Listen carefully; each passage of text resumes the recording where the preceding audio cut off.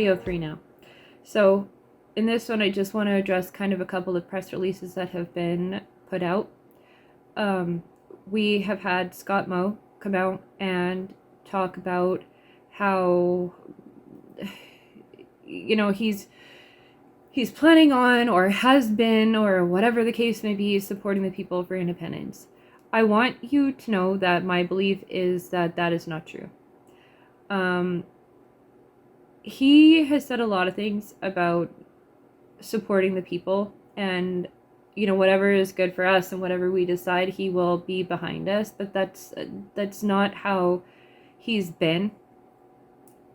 He can say all these things, but when push comes to shove, he's not going to. I mean, I don't believe he's going to, personally. He has known that there's not an actual real pathway forward for Saskatchewan for independence, and that the legislation is just not there.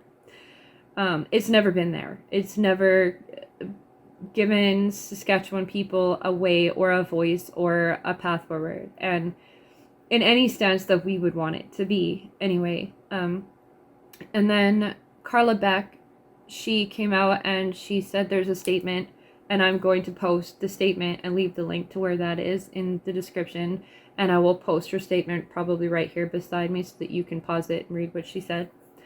The rebuttal to that, that I will be posting, is actually from the Prairie Rising forum, and I want you guys to read that one as well. And that rebuttal is where we all collectively stand on our side. From just everyone that I know pretty much agrees with the rebuttal. Independence is a thing. There's so many people in our province that are concerned about how our future is looking right now, and the fact that our entire livelihood is just draining down the tubes of Canada. I love Saskatchewan. I love my country as well. However, I do want Canada out of my province from now on. I would like to get Canada out. And that is the stance of the SPP as well, is that we want Saskatchewan to be home. We're obviously going to be home, but Saskatchewan needs to not, or Canada needs to not be a part of Saskatchewan any longer. We need Canada out. As far out as we can get it, it needs to go. And Alberta, the same thing. Like, Alberta needs Canada out, and we need us collectively to just work together and be our chunk of land. Second thing I want to address is people will say that we're landlocked. Like, there's no way you can be independent because we're landlocked. What are we right now? Are we not landlocked? If you look out my window right now, you're going to see field. You're not going to see an ocean. You're not going to see anything of that sort out there. I, grab my fishing rod, but I go to a lake. I don't go to the ocean. I live by the ocean. That's not the ocean, and I don't live anywhere near it. So yes, we're landlocked. It's not new news to anyone.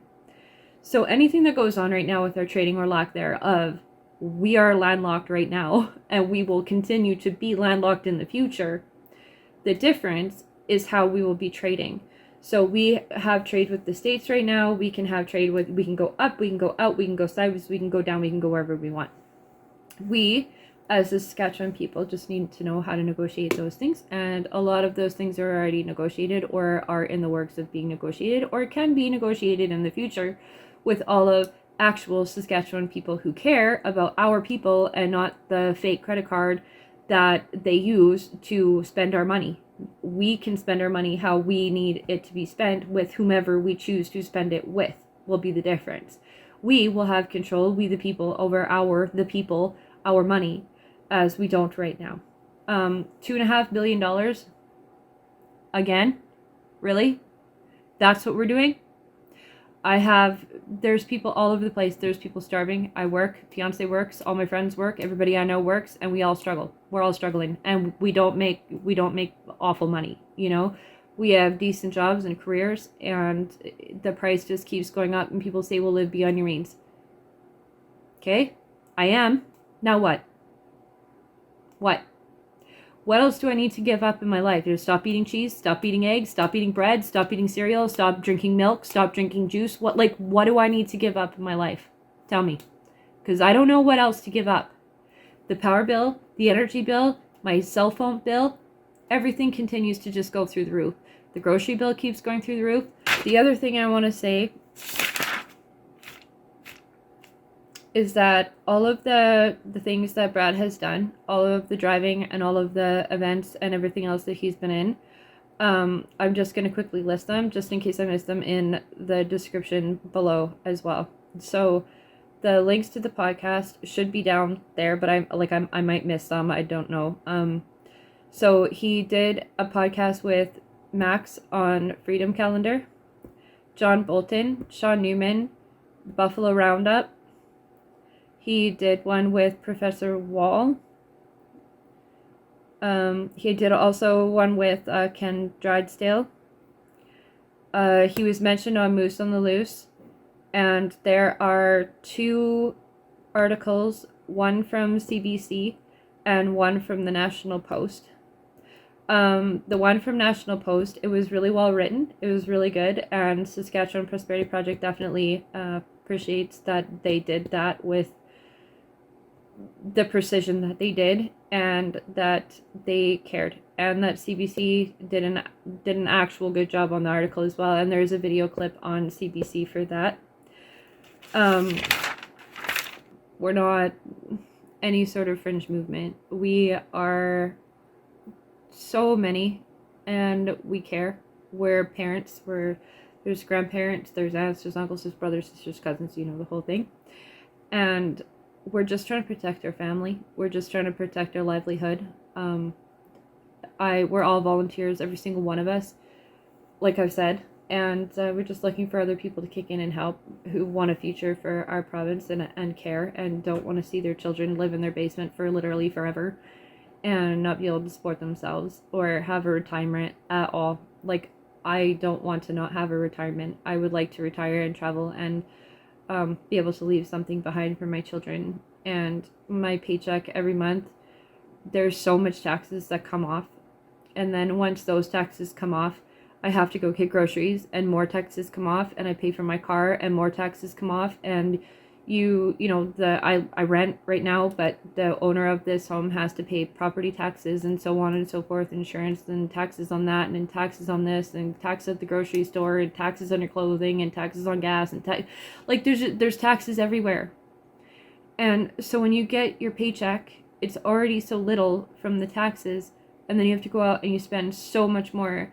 And then when you finally get to tax time, they take more of it, and then you get a very little chunk back. Like, what are we working for? Like, Saskatchewan, what? Do you enjoy being taxed? Because I don't. I want a future, like I said. I would like to keep some of my paycheck. And people will say, like, oh, well, what about the healthcare? What about the potholes? What about this, that, the other? Okay, well, the healthcare is overflowing. There's so much. There's so much. The hospitals are overflowing. The nurses are overworked. Don't even get me started. Like, literally, the joke in Saskatchewan is it not like you're dodging potholes and you're driving erratic. That you got to find the road to be able to drive on it. And yeah, we pay taxes to have those fixed.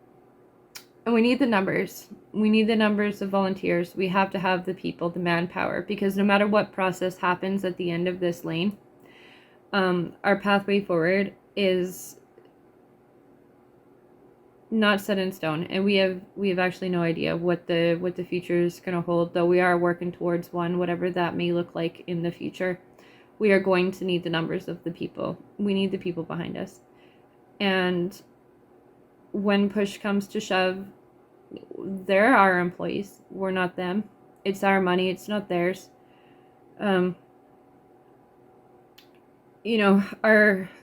premiers and our prime ministers, they run around in their little puppet suits playing games. And the games that they play are with our lives.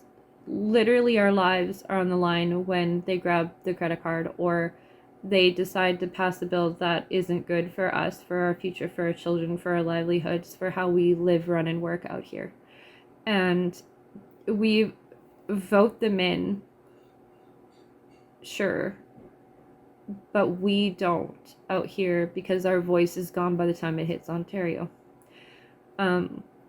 So I would definitely like to see our voice matter more, and to be able to have the people that are above us be held accountable for what they're doing, and to know that the people that we're putting in power are there for us and not for their own benefit and not for whatever they think is going to be that way after they're put in there, because they'll all play that show. They'll all be like, oh, I'm the good person, until they get said company credit card and they're gone and they're in a different country and they never come home, and they're spending billions of our dollars in places that they don't need to. That's our tax money, and they are our employees, and we need to remind them of that, because they have gone so far beyond what is acceptable and what is, I think, sane and normal for politicians to do. And it's just time that that ends, and that we get a better process in place for people who work for us and govern our lives. It's just not fair, and it's not the way that it's supposed to be. Taxes were supposed to be voluntary and temporary, and that's not how it's been. And I don't think a lot of people in any province, but I'm not talking about all the other provinces, I'm talking about this one, have a lot left. People's credit cards are maxed out, the savings are gone. There's elderly people living in tiny cardboard box apartments paying very little for groceries because they have no money to buy groceries, so they're basically starving to death. We have veterans on the streets that we should be taking care of. They have, they're either elderly and not housed, or they have mental health issues that have never been addressed. They've never gotten the help they need because we failed them. Again, our tax dollars at work, right? That's where we put our money, and that's where it never goes.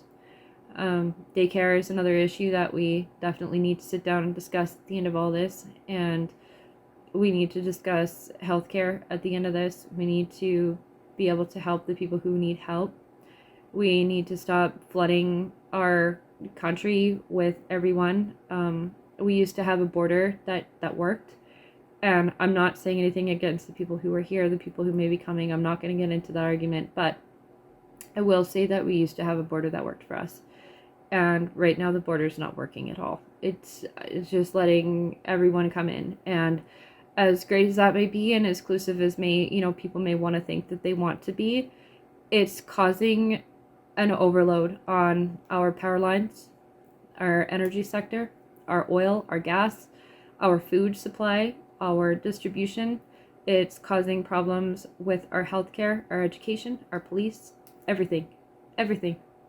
Everything is overworked and overloaded, and it is going to crash. It's going to crash, and it's going to be horrible. And I hope that Saskatchewan's ready for that, because if it comes down and we're not ready, it's going to be catastrophic. I assure you of that, and I can see it happening. And I don't want to see it happen. I want to see all of us work together and get it fixed as soon as we possibly can, and figure out how we're going to make our politics and our bills and our way of the people work for the people. And I'm very much for the people being okay and having a hopeful future. I have children who need to be in that future, and I want them to be okay, and I want us to all be okay too. So yeah, now that I ranted, I just need everybody to know that there are a lot of people behind this camera right here, even though they're not physically here. There's thousands of people working, and we're trying, and we need every single one of you to jump on board and give us a hand and have a say. Make your voice count. You live here. You are an important person. Your say matters, your vote matters, and from here on out, we're definitely making sure that that's gonna be a future that we can all look forward to and have and hold on to and live in. And I want all of you to be a part of that. I want all of us to be a part of the change that's going to work for us, so that we can all have a say collectively and make this province the most beautiful place. And I mean, it already is, but economically and financially and so on and so forth, it can definitely be a lot prettier. My paycheck could be prettier. And yeah, I don't really have a whole lot else to say. There's been a ton of things in the news, and I'll be honest, it's hard to keep up. saying that, I hope that everybody keeps up with the news for here, for the independence movement, and for the meetings and the events and all the other things that need to go on. And I hope to see you guys out there. And again, if you want to volunteer, you want to be a part of this, you want to be a part of the change that we so desperately need, you can contact me again on my email for this channel, or you can go to either one of the Facebook pages, the Saskatchewan Prosperity page or the Saskatchewan Prosperity page, Facebook page now, and you can go to those and you can contact me or Brad over there. Thanks.